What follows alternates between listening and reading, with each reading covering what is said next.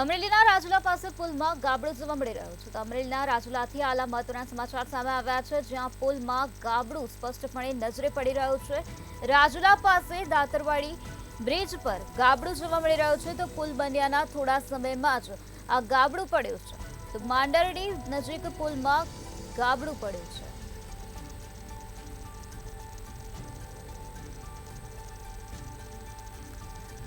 તો તંત્ર દ્વારા તાત્કાલિક કાર્યવાહી કરવામાં નહીં આવે તો નાના વાહનોમાં અકસ્માતનો ભય જોવા મળી રહ્યો છે. આ જગ્યાએ મોટા વાહનો ચાલશે ત્યારે આ ગાબડું મોટું થશે તેવી પણ શક્યતા જોવા મળી રહી છે. તો આ રોડ તાત્કાલિક બંધ કરવા માટે હાલ લોક માંગ ઉઠી છે.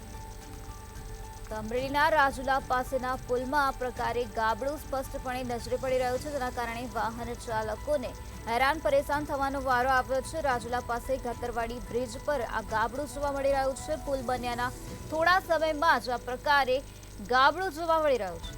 આ રોડ તાત્કાલિક ધોરણે બંધ કરવા માટે લોક માંગ ઉઠી છે. આ જગ્યાએ મોટા વાહનો ચાલશે તો ત્યાં ગાબડું મોટું થવાની પણ શક્યતા છે.